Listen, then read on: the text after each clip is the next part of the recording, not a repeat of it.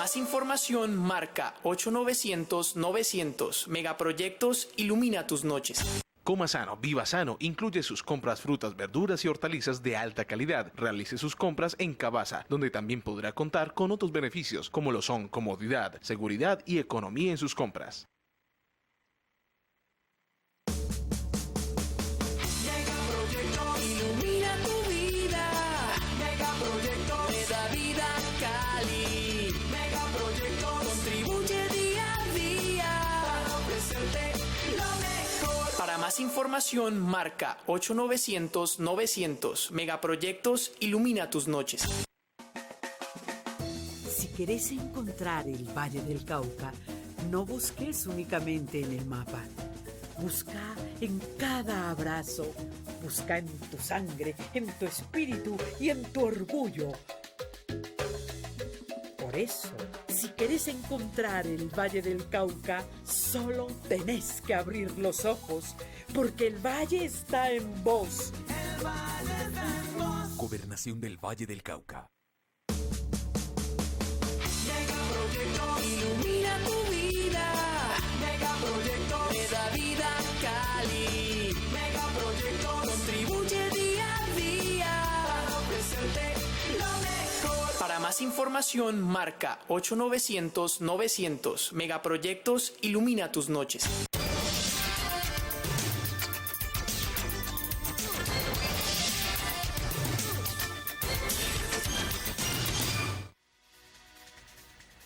Amigos, amigas, tengan ustedes muy buenas tardes. Bienvenidos, bienvenidas a Debates, programa que se transmite en vivo desde los estudios del canal universitario para todo el sur occidente colombiano. Recuerden, estamos todos los miércoles de 6:30 a 7:30 p.m. Hoy, con invitados muy especiales. En primera instancia, saludamos al abogado Elmer Montaña, representante de las víctimas de abuso sexual cometido por el sacerdote William de Jesús Mazo en el año 2009. Buenas noches, abogado. Bienvenido a Debates. ¿Cómo le va? Muchísimas gracias, muy amable por invitarme al programa. Y está también con nosotros el doctor Jesús González, exdirector del Observatorio de Realidades Sociales de la Arquidiócesis de Santiago de Cali. Buenas noches, bienvenido a Debates. ¿Cómo le va? Muy buenas noches para ti, para toda la teleaudiencia y bueno, gracias por la invitación. Perfecto. Nuestro teléfono está disponible, 489-8356. Esa es la línea telefónica de Debates. Ustedes, amigos y amigas televidentes que están en UNE y en Claro, nuestro teléfono es el 489-8356. Doctor Elmer Montaña, hagamos un poco de historia sobre los hechos acontecidos. ¿Cuándo se presentaron y de qué manera? Bueno, estos hechos ocurrieron en el año 2009. El sacerdote William de Jesús Mazo oficiaba como párroco de la iglesia Nuestra Señora de la Candelaria en el barrio Alfonso Bonilla Aragón del distrito de Agua Blanca. Allí los vecinos comenzaron a detectar unos comportamientos indebidos de este sacerdote con los menores, pusieron estos hechos en conocimiento de la arquidiócesis, en aquel entonces en cabeza de Monseñor Sarasti. Monseñor Sarasti dispuso que un obispo auxiliar, el obispo Falla, hiciera una investigación sobre el particular. Él fue a la parroquia, entrevistó a algunas personas, rindió un informe diciendo que se trataban simplemente de rumores infundados, pero que no había ningún comportamiento irregular. En vista de que la arquidiócesis no atendió a, digamos, las quejas presentadas por las personas, se procedió entonces a formular una denuncia por parte de ellas a la Fiscalía General de la Nación, que comenzó a adelantar inmediatamente pues, la investigación respectiva, entrevistó a los menores que supuestamente habían sido abusados por este sacerdote, y al cabo de unos meses la Fiscalía, en cabeza de un investigador, Jorge Aluma, encontró que en efecto había habido un abuso de un número elevado de menores. Se judicializó en un primer momento un proceso por 4 jóvenes. Los familiares de estos muchachos me contactaron para que yo los asesorara, contribuí en el aporte de algunos elementos materiales de prueba que se requerían, y finalmente el sacerdote fue privado de la libertad en el año 2009. Se le imputaron cargos, se inició el juicio en contra de él y finalmente fue condenado en primera y segunda instancia a 33 años de prisión.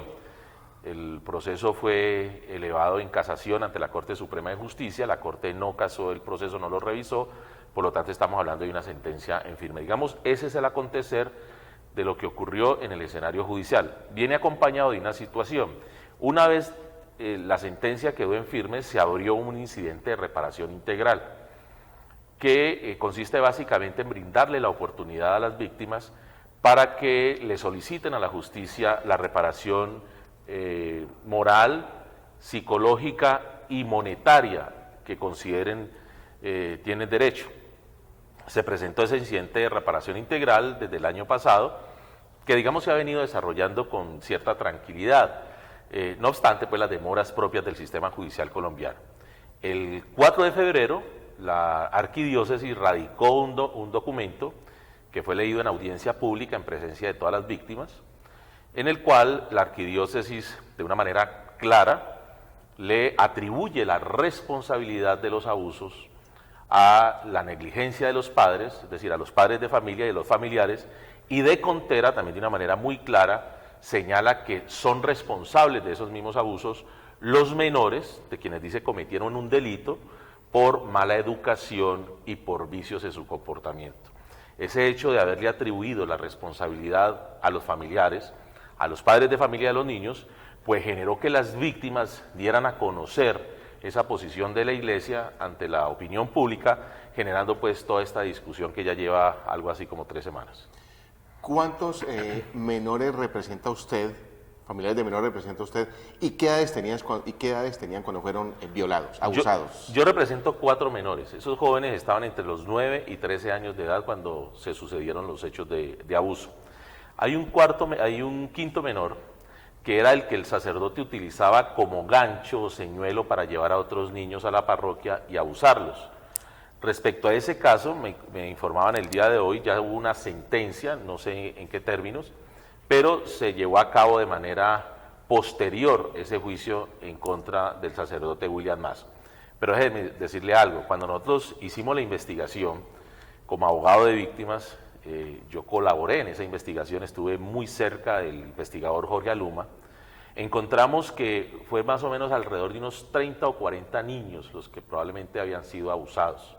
Se entrevistaron a familiares de varios de esos niños, casi una veintena de padres de familia, que se negaron a rendir declaración o presentar denuncia ante la Fiscalía por el miedo al escarnio público y porque los familiares que inicialmente denunciaron fueron objeto de ataques por parte de los feligreses de esta iglesia, al extremo que ellos tuvieron que salir del barrio e irse a vivir a otras partes.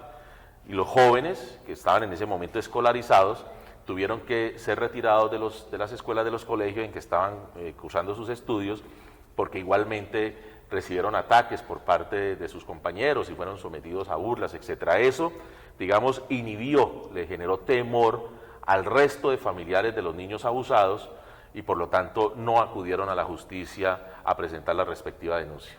Doctor Jesús González, exdirector del Observatorio de Realidades Sociales de la Arquidiócesis de Santiago de Cali, usted que está al otro lado de la orilla, ¿qué análisis le puede dar a esta situación? Y usted que le prestó servicio a la Arquidiócesis de Cali, ¿qué piensa de todo esto? Por supuesto, yo tendría de entrada que señalar 2 asuntos, quizás 3 gruesos. El primero es que ciertamente hay hechos criminales, pues, y hechos que van contra la construcción, digamos, de un sentido social y moral de la Iglesia, que se presentan en este caso, que han sido objeto, pues, de un proceso judicial. Como lo ha contado el doctor Elmer, pues están en un proceso y hoy está en una etapa de tipo administrativo, que tiene que ver, pues, con el tema de la reparación.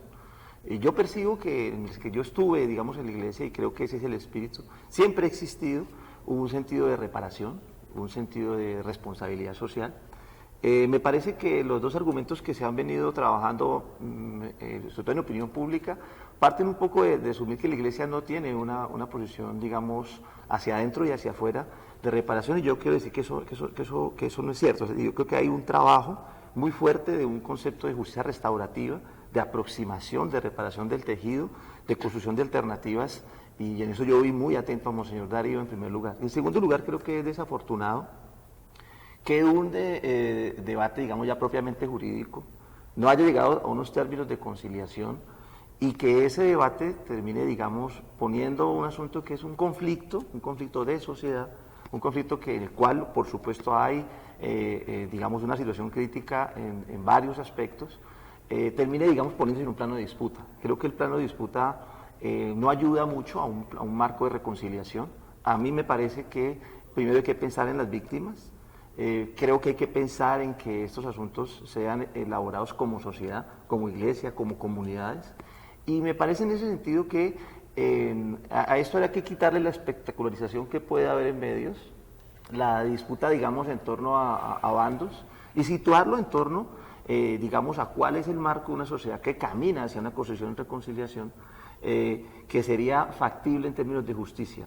Creo yo que en ese sentido la fórmula tendría que ser un mecanismo de justicia restaurativa, y creo que digamos, quizás el desencuentro que se puede estar encontrando entre digamos, las personas que están reivindicando una reparación en la iglesia, es que hemos llegado a un punto que puede estar, y eso es también una diferencia que yo en lo que se ha venido siguiendo con Elmer, y es que el asunto termine bancarizándose o monetarizándose o poniéndose en un plano de que la reivindicación está en términos de un asunto, digamos, material económico.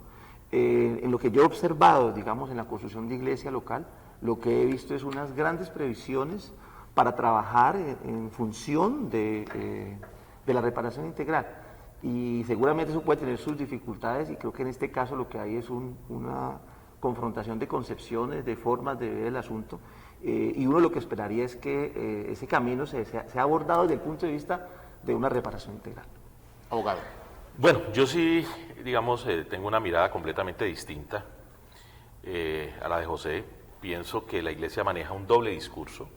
Ciertamente tenemos una iglesia que promueve la reparación y la ayuda a las víctimas de fuera, un discurso no solamente de acompañar a las víctimas, sino de restaurarlas, pero una iglesia que se comporta completamente distinta al interior de la misma respecto a las víctimas de pederastia cometidas por sacerdotes.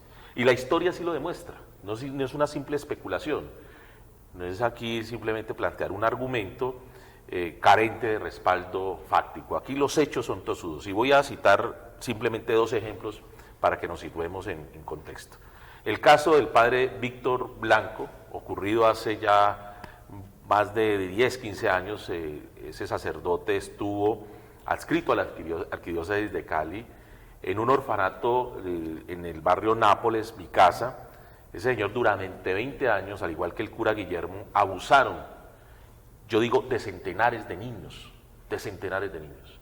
Cuando ese sacerdote, yo era fiscal en la Casa de Justicia de Agualanca, me tocó esa investigación, cuando ese sacerdote confesó los horrores y las atrocidades cometidas, yo le pregunté, ¿a cuántos niños abusó usted? ¿De cuántos niños estamos hablando? ¿Cuántos niños fueron abusados por usted y por el cura Guillermo? Y me dijo, no me pregunte eso porque no me acuerdo. Dije yo, 20, 50, 100, más de 100. Y me dijo, es probable. Ese cura fue sentenciado a prisión. Al cura Guillermo no se le sentenció porque estaba enfermo de Alzheimer y no era sujeto para un proceso penal. Y la iglesia no reparó a una sola de las víctimas que fueron vejadas por ese sacerdote. Pero no solamente eso, se demostró dentro del proceso que Monseñor Sarasti había sido informado reiteradamente de los comportamientos de este cura. Es más, habían dos libros, un libro escrito por una víctima y un libro escrito por un exprofesor de ese sitio, dando cuenta de las atrocidades cometidas por estos sacerdotes. Y Sarasti siempre dijo que eso era propaganda negra en contra de este hombre, a quien siempre ponderó. De hecho, el día que lo capturaron en RCN Televisión, Sarasti, en una llamada telefónica que le hicieron, se quejó diciendo que era el colmo que hubieran capturado a este señor y echaran por la borda una obra de más de 30 años por un hecho de esos, cuando estamos hablando de la violación de decenas de niños. Segundo caso, el caso reciente, para no irnos más lejos, del cura William Lazo, sacerdote que se ahorcó en Viges hace ya unos 2 meses. Cuando se ahorcó este sacerdote, a mí me llamó poderosamente la atención el comunicado que suscribió Monseñor Sarasti, hablando, ponderando a este sacerdote, y en uno de los apartes del comunicado decía Monseñor Sarasti, que no, Monseñor Monsalve, que no le fueran a parar bolas a los rumores y consejas que salieran alrededor de la muerte de él. Investigamos el hecho y nos dimos cuenta ese mismo día que ese señor tenía abiertas unas investigaciones penales y que la Fiscalía iba a proceder a privarlo de la libertad. Pero no solamente eso, nos dimos cuenta que el señor se llevaba menores de edad a su finca, no solamente para abusarlos él, sino para abusarlos otras personas mayores que iban en carros de alta gama, y que esos hechos habían sido puestos en conocimiento de Monseñor Monsalve, y que Monseñor Monsalve no envió a la Fiscalía los documentos que le habían solicitado y que eran necesarios para solicitar la orden de captura. Solamente el día que ese señor se ahorcó, la Arquidiócesis de Cali procedió a enviar los documentos. Pero es más, he hablado con familiares de los niños, de uno de los niños abusados, y me cuenta que Monseñor Monsalve buscó a esa familia y les ofreció una casa, primero que les iba a comprar una casa para que guardaran silencio y no participaran, no denunciaran, no se hicieran presentes en el proceso penal. Y ahora está el caso del padre William Mazo. Es decir, estamos hablando, perdóname José, de una iglesia que tiene una doble cara, una iglesia profundamente hipócrita en el tema de la atención a víctimas, que no restaura. ¿Usted cree, José, que es restaurador? Jesús, perdóname. ¿Usted cree que es restaurador humillar a las víctimas como se le humilla en ese documento? Me gustaría escuchar de usted cuál es la posición suya. Y yo creo que ese es el tema central de esta discusión respecto a lo que dice la Iglesia en el sentido de atribuirle responsabilidad a los familiares y a los niños de los abusos cometidos por el padre William Mazo. Ese es el meollo del asunto. ¿Usted cree que eso es restaurador para las víctimas? ¿Usted cree que ese es un discurso coherente por parte de la Iglesia Católica? Ese es un discurso profundamente agresivo. Es un discurso que busca avasallar y destruir a unas víctimas que ya habían sido ofendidas y habían sido vejadas por un sacerdote. Allá en ese documento, entre otras cosas, algo que a mí me llama poderosamente la atención y que le da cuenta a uno de lo que dice, de lo que piensa la Iglesia Católica. ¿Sabe qué dice además ese documento? Que las víctimas de delitos sexuales no sufren daños morales de ninguna especie. Un segundito. Tenemos un segundito para la réplica de doctor Jesús. Tenemos aquí a José en línea. Hola José, buenas noches. ¿Cómo le va? Lo escuchamos. José. Muy buenas noches, muy bien, gracias al Señor. Don Óscar, un poquitico aquí interno el volumen. Mío es el siguiente. A ver. El concepto mío es el siguiente. Llámese iglesia, llámese sacerdote, llámese pastor, lo que sea. Debe de ser castigado. Porque yo no creo que la familia tenga la culpa de que estuviera pasando esto. Los niños, por temor a que los padres los castiguen, nunca dicen las cosas en la casa. Entonces, si un padre de familia, una madre de familia lleva a su niño a la catequesis, a lo que sea, o que colabore en la iglesia, yo creo que debe de ser respetado dignamente por un sacerdote. Y el sacerdote tiene que dar el buen ejemplo, no mancharle la vida y dañarle la vida a una persona de esa forma, porque un niño de esos queda con un trauma de por vida. Ese es mi concepto. Debe de ser castigado, debe ser metido a la cárcel como cualquier ser humano. Gracias, José. Bien pueda. Claro, yo quisiera plantear ese asunto, porque es que me parece que también aquí puede haber un asunto maniqueo que alindera en afectar, digamos, a lecturas de la ciudadanía. Y es que ciertamente hay hechos históricos, y ciertamente ese es un problema de la Iglesia y de la sociedad. O sea, el fenómeno, por ejemplo, hay un dato básico: la mayoría de fenómenos de agresión y violencia sexual contra niños ocurre en los hogares, en los entornos más domésticos. Es decir, aquí tenemos que pensar esto en términos, digamos, sociales, y ese fenómeno es un fenómeno condenable, y es un fenómeno que no solo es condenable, sino que debe ser justiciable, y además debe ser objeto de restauración de las comunidades y de reparación.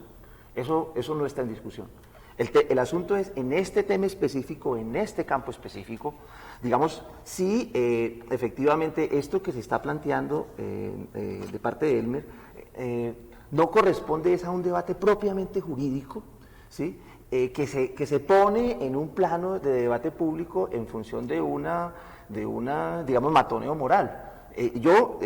Cuando señalo que la Iglesia en el periodo de Monseñor Monsalve ha tenido un desarrollo, menciono básicamente 3 estrategias que han operado y en este caso se han visto muy dificultadas por efectos de la lógica en la cual ha sido abordado este proceso. Uno, por supuesto que la Iglesia ha tomado medidas desde el punto de vista de políticas restauradoras, iniciativas organizadas para abordar las víctimas integralmente con condiciones materiales y con acompañamiento psicosocial que se ha visto como algo inconveniente. Dos, la política de conciliación. Claro que se ha venido desarrollando una política de conciliación en este caso y en otros, y eso ha sido la mayor preocupación de Monseñor Darío. Tercero, en políticas que tienen que ver con generar las condiciones y controles, no solo en la formación, sino en la ejecución cotidiana de las actividades de los religiosos y las religiosas.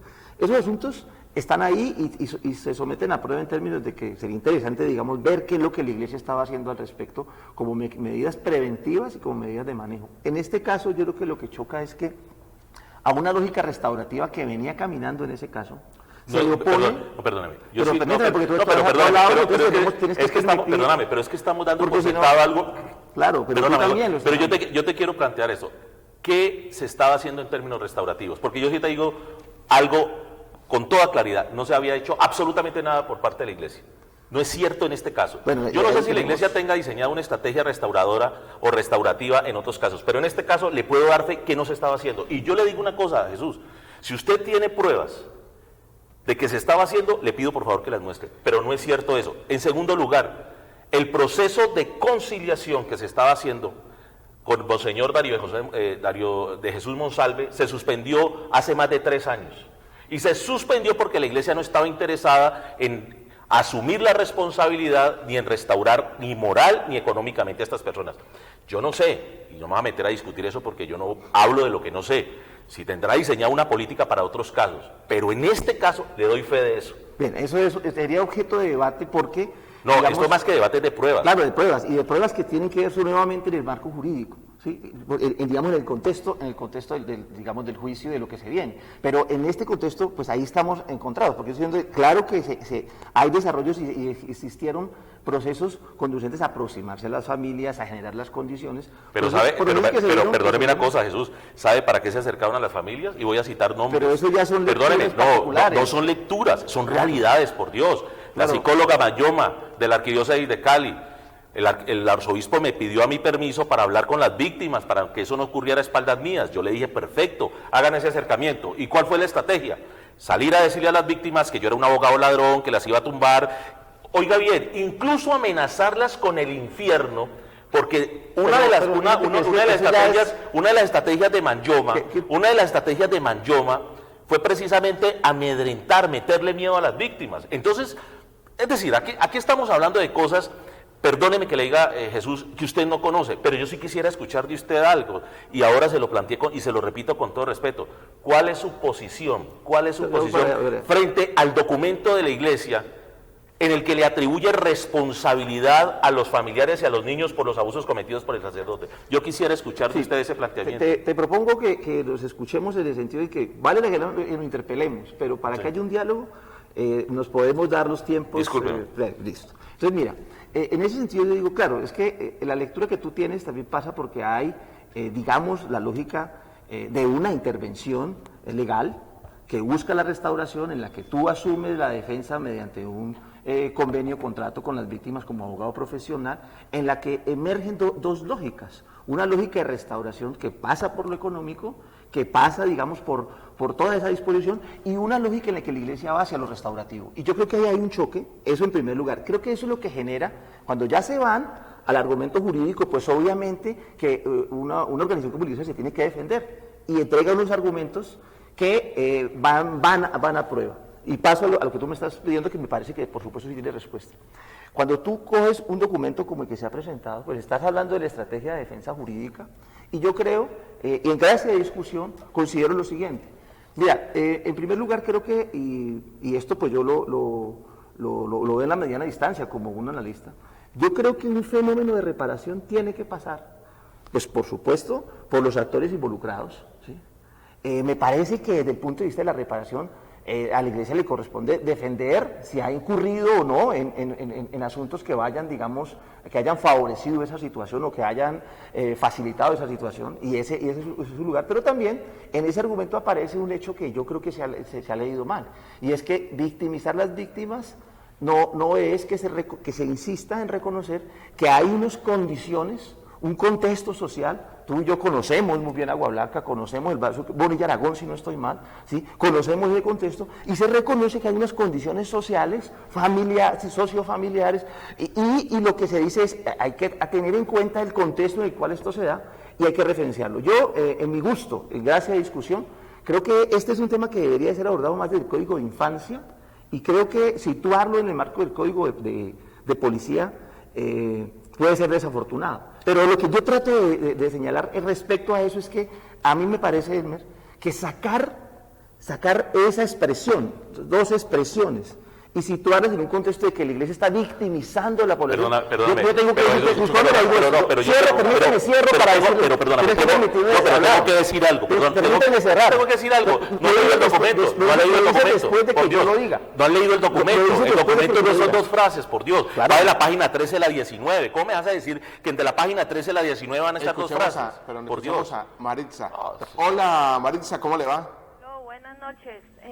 Gracias a este programa tan importante. Yo sí quiero participar en este tema de hoy porque realmente soy católica, trabajé con la Iglesia Católica en la Arquidiócesis y pienso que con esta coyuntura, eso no es nuevo, eso ya viene de tiempo atrás.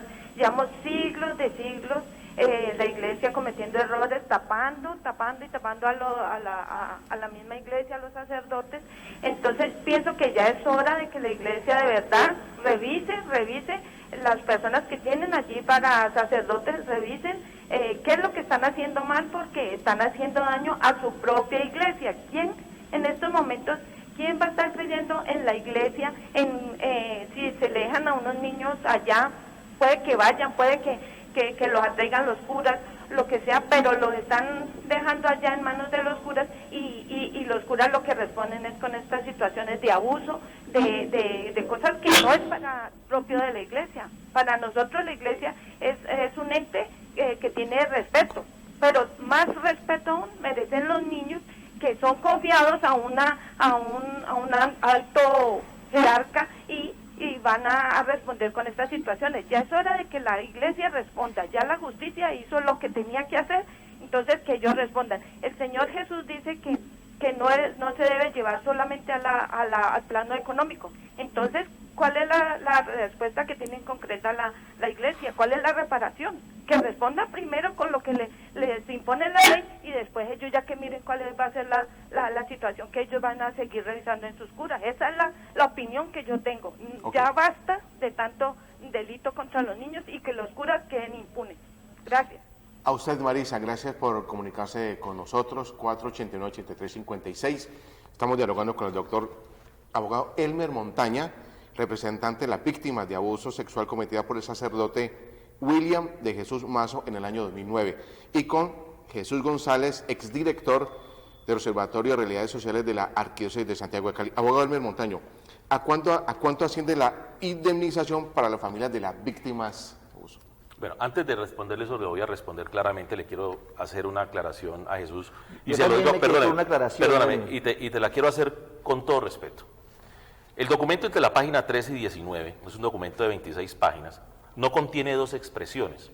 Contiene una argumentación que yo no voy a entrar a calificar, pero es una argumentación clara en la que se dice, entre otras cosas, bajo el título responsabilidad exclusiva de las víctimas, que los responsables directos fueron los padres por exceso de confianza, por haber permitido que sus hijos fueran a esa iglesia, por no haber cumplido con el deber de vigilancia, por no haber escogido los amigos y las personas con las que los niños se relacionaban, por haber sido omisivos.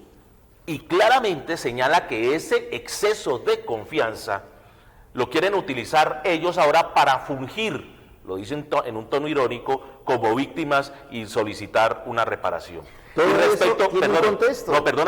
un segundito. Y respecto a los niños, los trata de maleducados y viciosos. No escuché tu posición frente al tema, pero me preocupa, porque compartes la opinión de Monseñor Darío Jesús Monsalve, que se diga que como eso hace parte de la estrategia defensiva de la Iglesia, pues hay que respetar eso. No, señor, es que uno tiene que ser decente en privado y en público. ¿Cómo así que entonces la Iglesia escribe un documento de esa naturaleza para humillar y ofender a las víctimas en el escenario de una audiencia pública, pero reclama de que eso se tiene que quedar allí y no se puede ventilar ante los medios de comunicación. Si esa es la posición de la Iglesia, pues que la defienda, pero que no sea hipócrita. ¿Por qué tiene la Iglesia o por qué la Iglesia considera que tiene el derecho a atropellar, a ofender y a humillar a unas víctimas en un escenario judicial y sale a decir una cosa completamente distinta ante los medios de comunicación? Que eso no es... Y ahora le digo frente al tema de la reparación, mire, nosotros presentamos un incidente de reparación que tiene dos variables, una variable moral y una variable económica. En la moral, dijimos, la Iglesia tiene que reconocer la responsabilidad directa por estos hechos, porque fue omisiva, porque la Iglesia supo y no hizo nada para evitar que esos abusos se cometieran.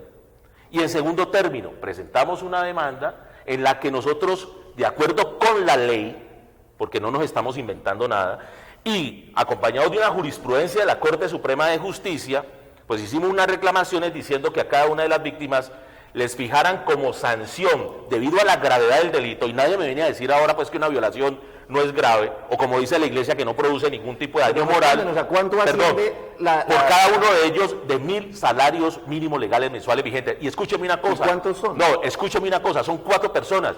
Y eso no es vergonzoso. ¿Sabe qué es vergonzoso? Que la Iglesia no solamente haya tapado, sino que ahora le diga a las víctimas que son responsables y las trate de criminalizar porque están exigiendo una reparación a que tienen derecho. Que me diga la Iglesia, y yo la he desafiado y desafío a Monseñor Darío Jesús Monsalve para que me diga qué irregularidad hay en hacer ese reclamo. Si la Iglesia tiene que pagar ese monto de esa reparación, pues que lo pague. Porque ahí está un marco legal que respalda ese tipo de exigencia, claro. Y hay una jurisprudencia que respalda esa exigencia. Las víctimas, perdóneme, las víctimas no están asaltando a la Iglesia Católica de Colombia, ni le están exigiendo nada injusto, ni nada a lo que no tengan derecho.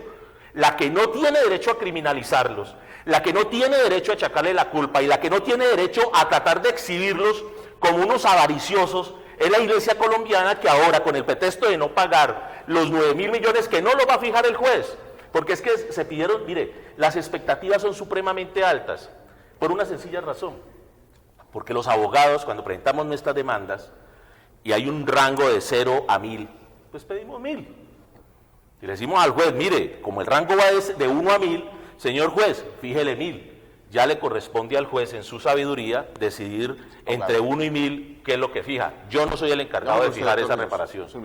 Hola, Paola, buenas noches, ¿cómo le va? Buenas noches.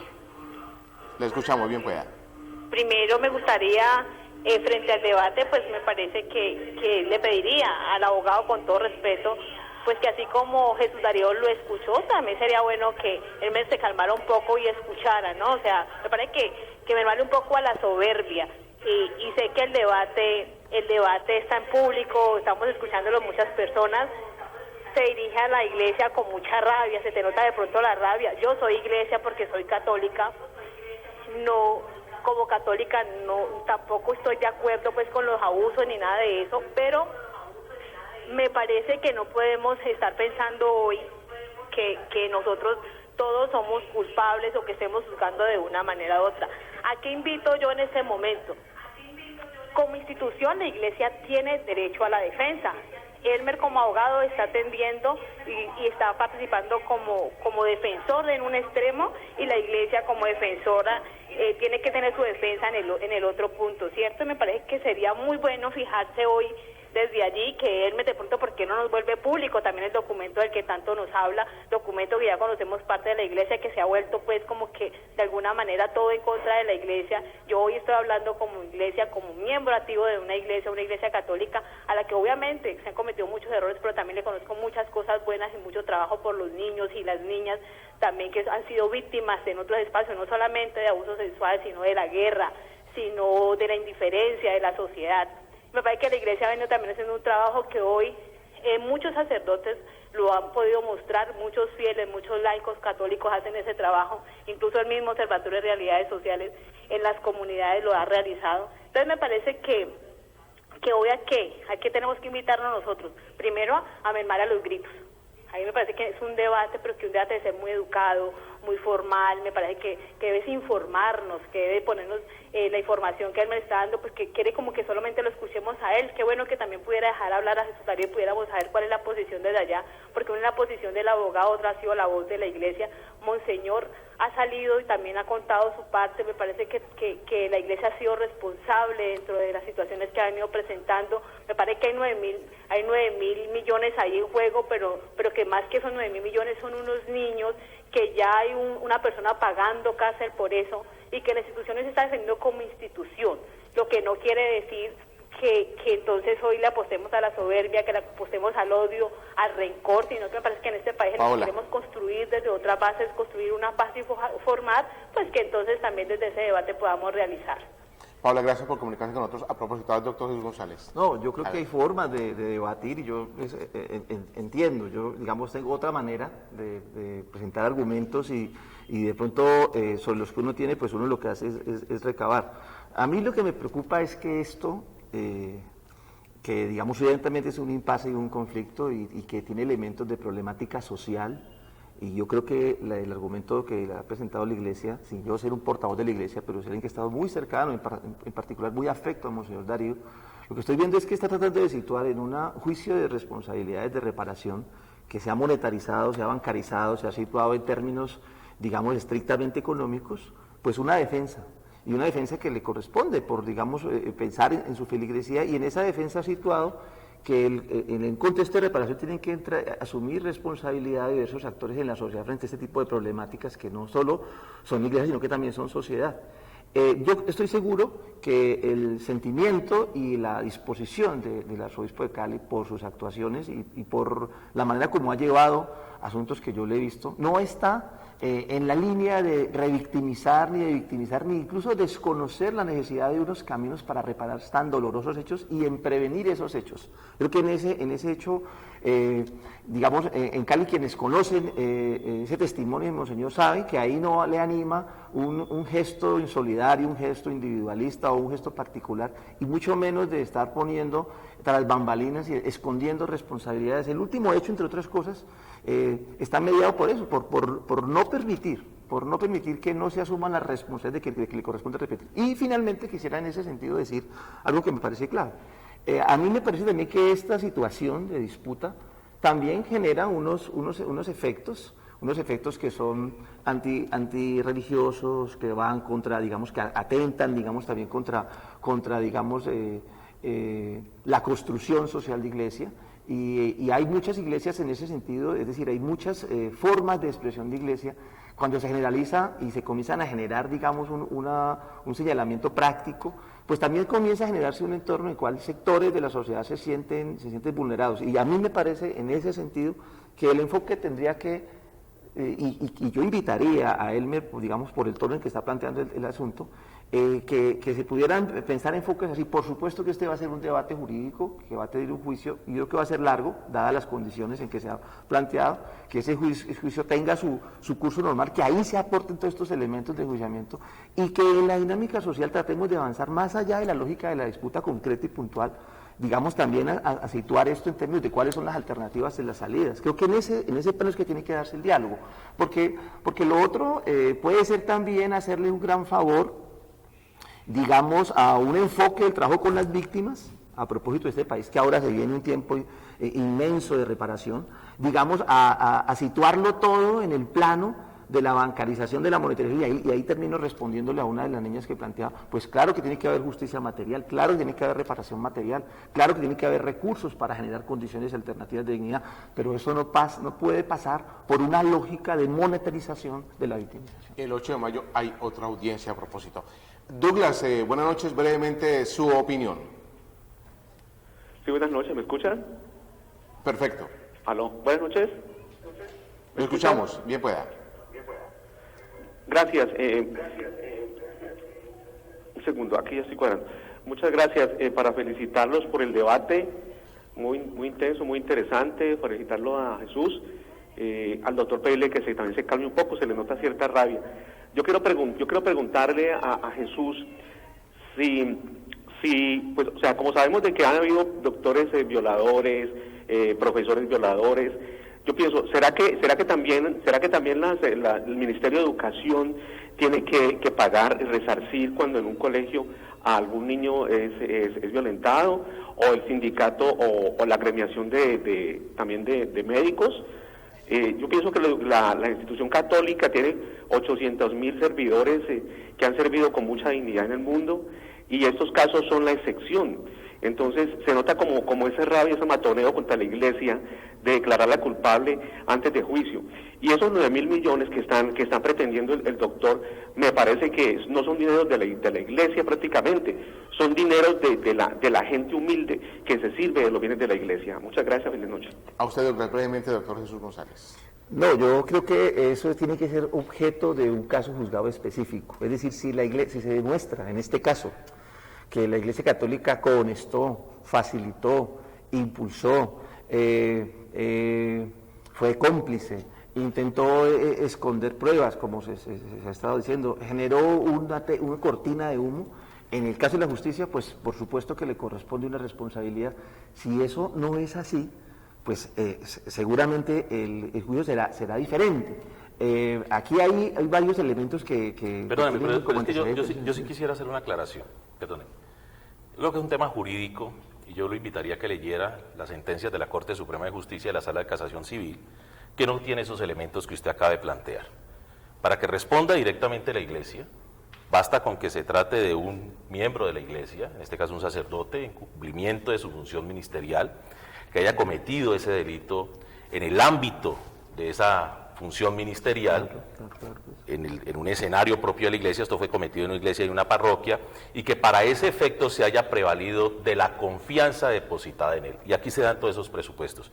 Y para responderle al oyente le quiero decir lo siguiente: si un niño es abusado en un colegio público por un profesor vinculado al Estado, y ese abuso se da dentro de ese colegio, puede responder perfectamente el Estado, y eso no es una cosa pues del otro mundo. Si un agente de la policía asesina a una persona por fuera del cumplimiento del deber, en función como miembro de la Policía Nacional, pues responde el Estado por esa falla del servicio.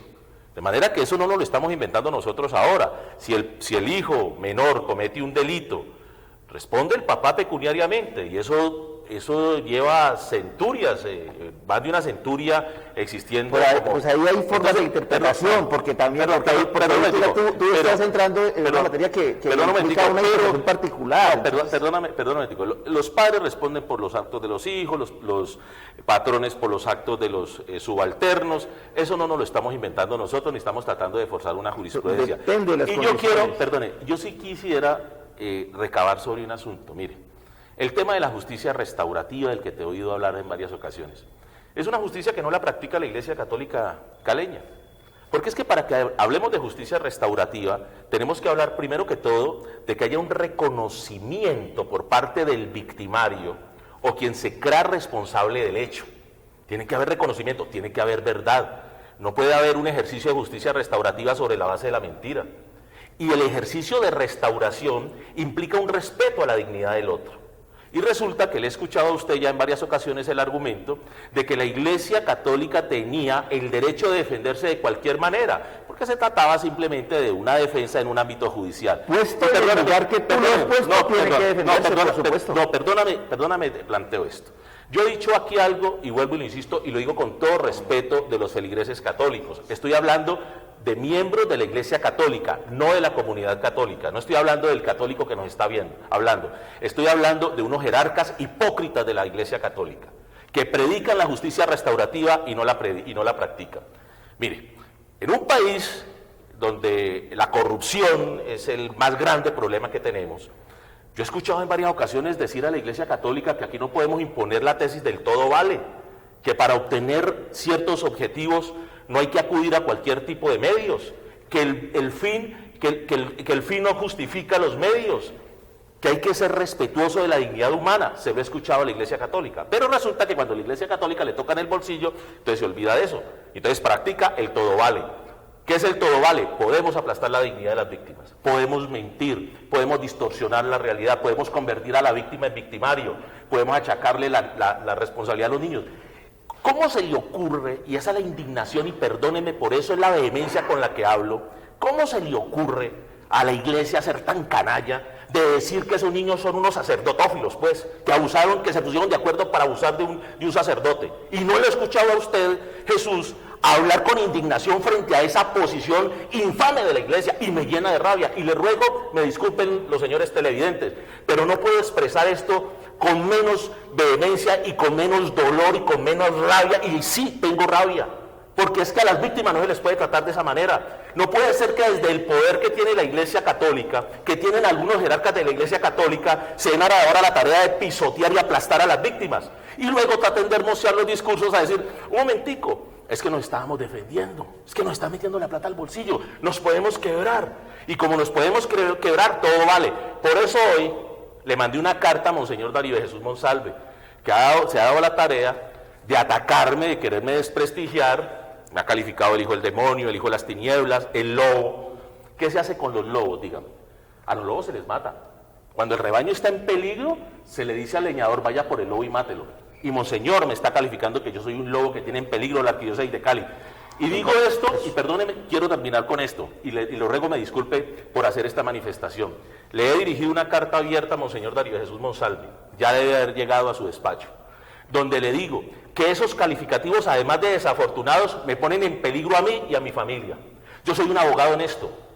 Él puede que en su vida no haya visto la cara de un abogado honesto, pero la vio el día que me sentía frente a él. No tengo problemas con nadie, no tengo enemigos. El único enemigo que tengo al día de hoy es la jerarquía de la Iglesia Católica de Cali. Y hago responsable a Darío de Jesús Monsalve si me llega a pasar algo. Si a mí o a algún miembro de mi familia me sucede algo, por esas cadenas de oración que está enviando soterradamente Darío Jesús Monsalve, descalificándome de la peor manera, incitando a la violencia, provocando que algún feligrés que quiera ganarse el cielo mate al lobo que tiene en peligro la arquidiócesis de Cali, pues lo hago responsable a él. Abogado Elmer Montaña, finalmente, doctor Jesús González, ¿podemos seguir creyendo en la Iglesia Católica, en el pastor? Yo, respecto a lo que ha pasado hoy, se ha conversado, yo no he tenido la oportunidad de conversar con Elmer. Yo veo a Elmer muy afectado y muy vehemente.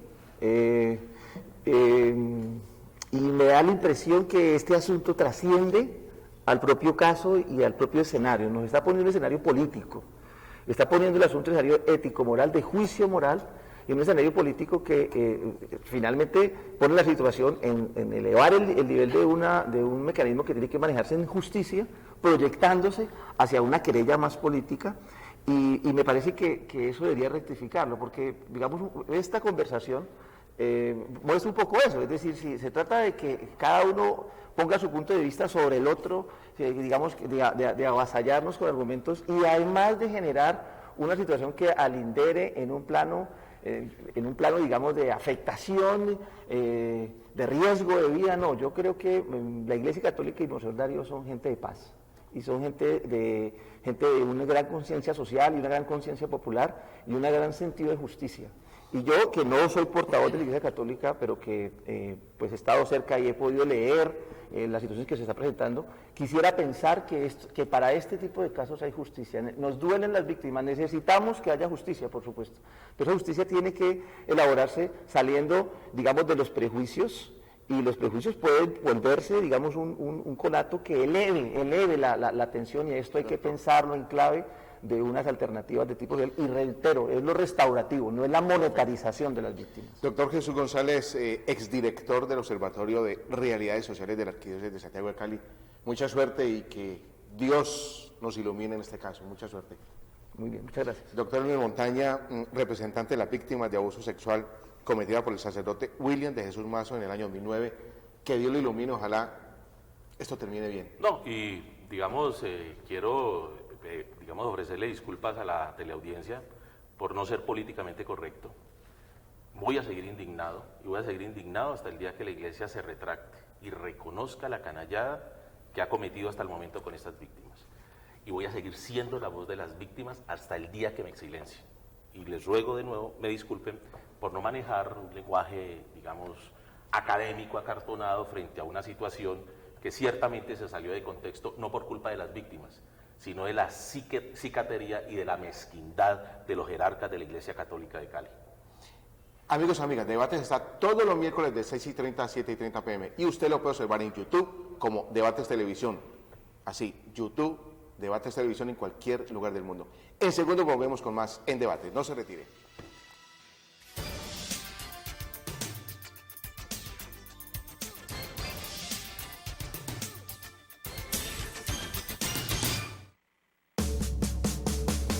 Megaproyectos ilumina tu vida. Megaproyectos le da vida a Cali. Megaproyectos contribuye día a día para ofrecerte lo mejor. Para más información marca 8900-900. Megaproyectos ilumina tus noches. Coma sano, viva sano, incluye sus compras frutas, verduras y hortalizas de alta calidad. Realice sus compras en Cabasa, donde también podrá contar con otros beneficios, como lo son comodidad, seguridad y economía en sus compras. Megaproyectos ilumina tu vida. Megaproyectos le da vida a Cali. Megaproyectos contribuye día a día para ofrecerte lo mejor. Para más información marca 8900-900. Megaproyectos ilumina tus noches. Si querés encontrar el Valle del Cauca, no busques únicamente en el mapa. Busca en cada abrazo. Busca en tu sangre, en tu espíritu y en tu orgullo. Por eso, si querés encontrar el Valle del Cauca, solo tenés que abrir los ojos, porque el valle está en vos. Gobernación del Valle del Cauca. Megaproyectos ilumina tu vida. Megaproyectos le da vida a Cali. Megaproyectos contribuye día a día para ofrecerte lo mejor. Para más información marca 8900-900. Megaproyectos ilumina tus noches.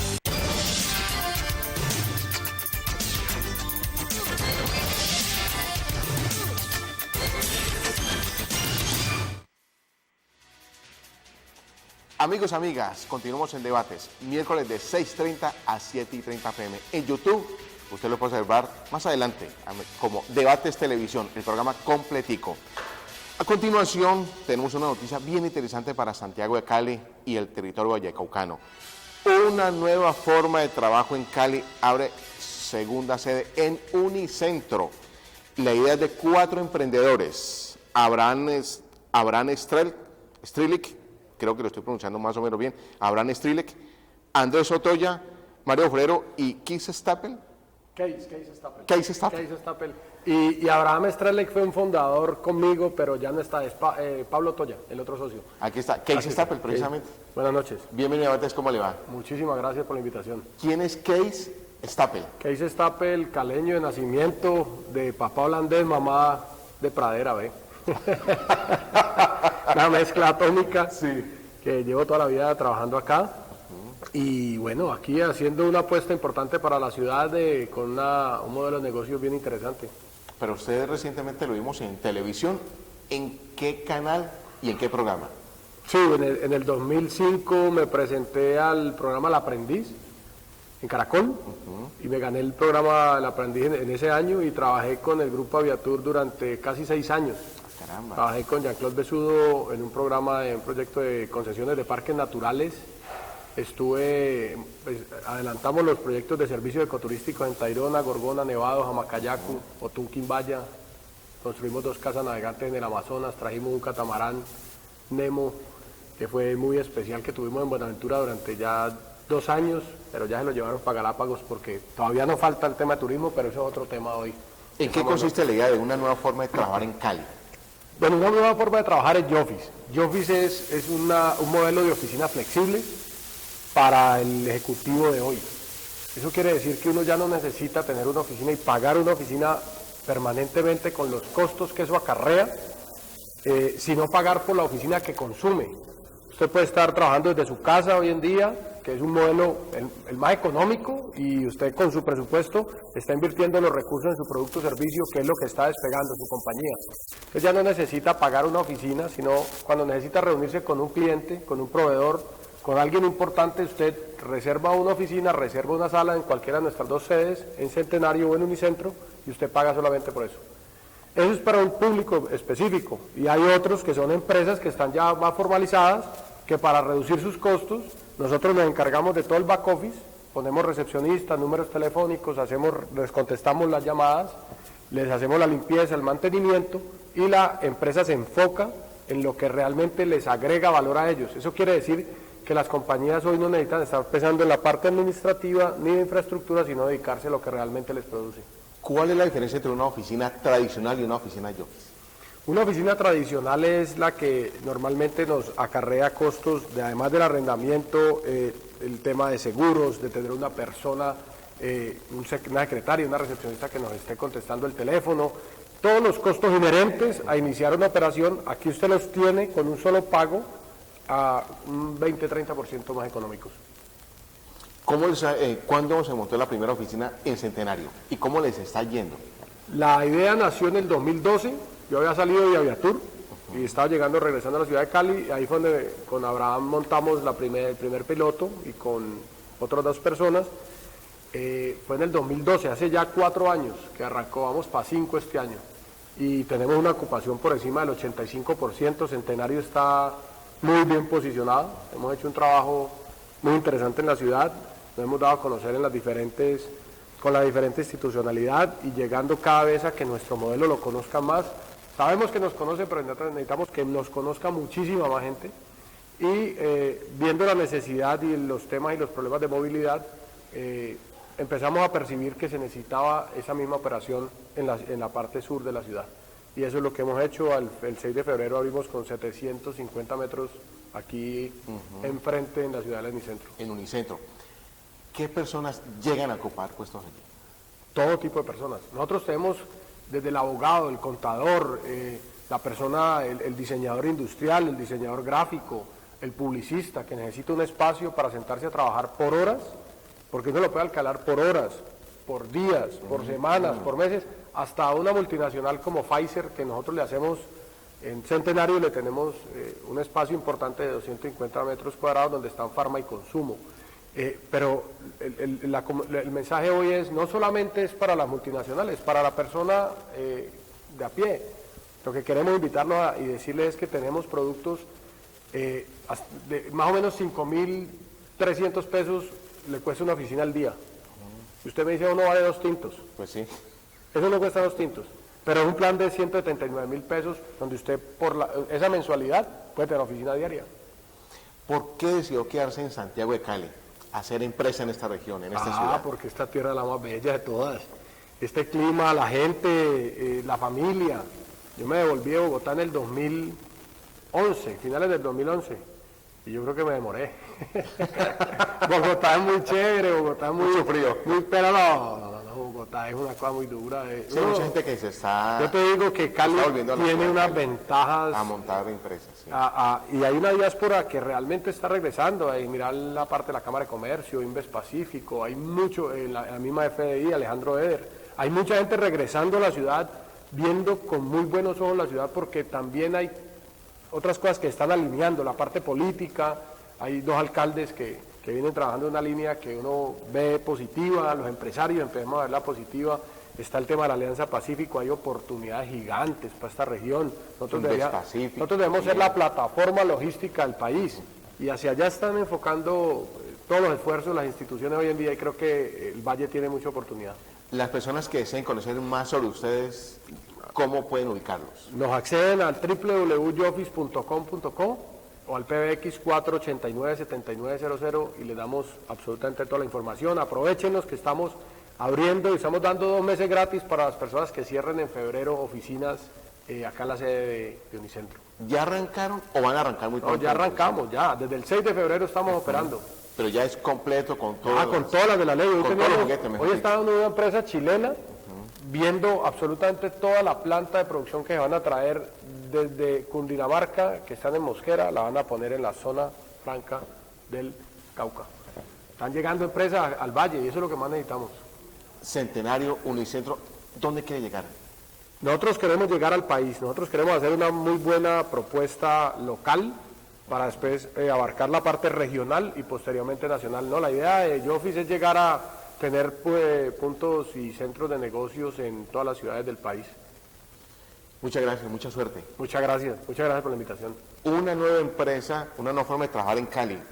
¿En qué consiste eso, una nueva forma de trabajar? Es una nueva forma de trabajar, porque hoy ya la oficina no es la oficina tradicional. Hoy la oficina usted la puede pagar por horas, la puede pagar por días, la puede pagar por meses. Antes no, usted le piden 3 proveedores, 3 codeudores, le piden absolutamente, y un destrate de 3 meses, y le piden una cantidad de cláusulas, le piden una cantidad de contratos, se vuelve muy pesado. Hoy en día es flexible, es rápido, es ágil. El joven de 20 que está saliendo de la universidad está necesitando un espacio donde sentarse. De acuerdo. Pero la persona que lleva ya también ejerciendo varios años, que a veces se sienta en una cafetería, que a veces busca en internet en algunas esquinas, tiene un espacio por unos precios muy cómodos.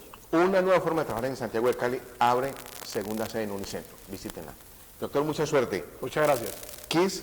Case, holandés. Doble E suena I, en inglés suena II. Kiss, en holandés es case. Case Stapel Caicedo. Por favor. Acá el pandeón ahí. Si son mis mi mamá se enoja. No, mi mamá está en el cielo, pero igual hay que ver, pues la parte bayuna va por delante. Eso sí. Ok, mucha suerte. Amigos, amigas, Debate regresa el próximo miércoles a las 6:30 p.m. Gracias, éxitos. Hasta entonces.